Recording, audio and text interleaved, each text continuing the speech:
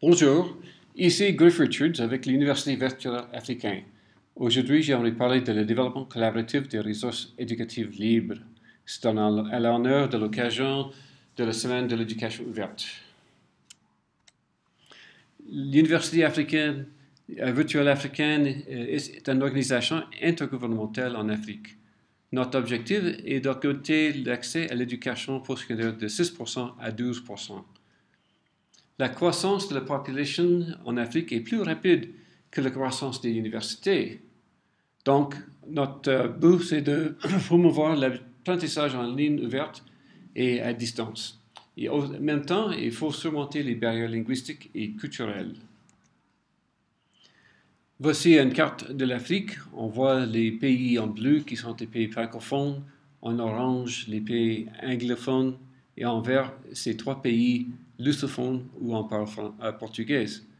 En total, on a 21 pays qui sont impliqués, 27 universités avec notre projet multinational phase 2.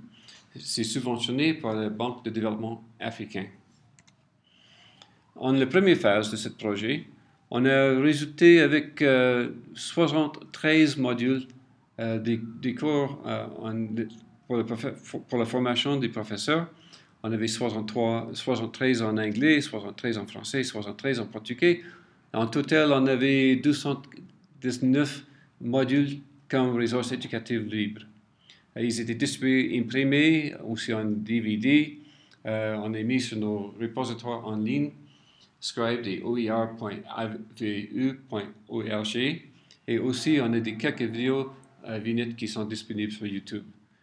Jusqu'à date, depuis 2010, on a plus que 2 millions d'accès mondiaux.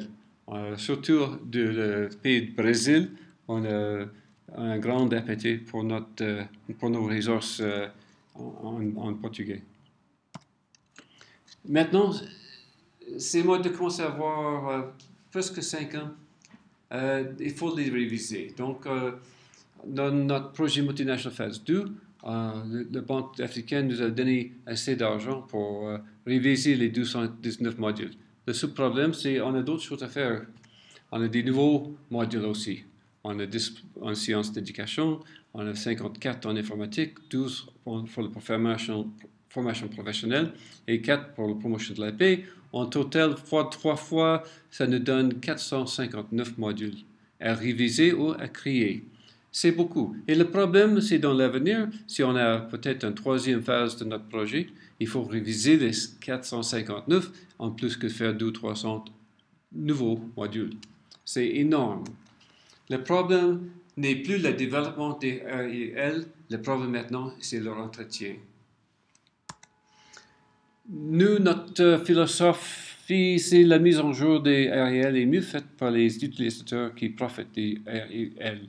Par exemple, des professeurs qui utilisent et les apprenants aussi. Ils peuvent nous aider beaucoup avec l'entretien de ces modules. Mais la question est, comment est-ce qu'on peut faire ça? Est-ce que c'est réaliste? On pense à toutes les tâches à faire, écrire des leçons, signaler des erreurs, traduire dans les autres langues, aider avec la mise en page, suggérer des nouveaux ressources et des activités, ajouter des quiz, mettre à jour les liens, répondre frequently asked questions. Il faut clarifier tout ça. C'est beaucoup de choses à faire, mais on pense qu'avec plusieurs personnes, ça va être possible à faire. Si on pense à le cycle de développement des REL, c'est le processus de dessin de l'instruction, le dessin des curricula, la création de leçons, la révision par l'expert, l'édition, la production des médias, la traduction, révision par les experts, distribution, entretien. C'est beaucoup. Et on arrive après tout 300 à décider, OK, c'est maintenant le temps de le faire. Mais si on prend ce processus, on met ça en temps réel, on arrive avec comme un tire-bouchon, on a un modèle pour maintenir les communautés dans une communauté REL. Bon, nous autres, Université virtuelle d'Afrique, on peut toujours fonctionner comme avec notre activité catalytique, avec le dessin des nouveaux curricula, avec les créations des leçons, mais on peut passer plusieurs tâches à nos experts dans nos communautés. La révision par expert, l'édition, la production des médias, la traduction, la révision par expert, la distribution et l'entretien. Mais pour faire ça, il faut travailler à maintenir une communauté de REL. Il faut promouvoir les relations personnelles et professionnelles, donc il y a plus dans la communauté que seulement des ressources. C'est des relations humaines.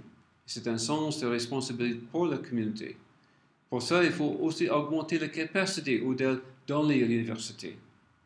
Il faut fournir des outils et des modèles communs. Donc, tout le monde travaille sur la même page, le même modèle, et ils sont capables de travailler sur les modules des autres. Et il faut investir dans l'infrastructure de la collectivité avec des outils collaboratifs comme Google Drive. Et il faut aussi encourager la participation bénévole dans l'entretien des cours, la traduction. Il faut reconnaître et récompenser les contributions à tous les niveaux.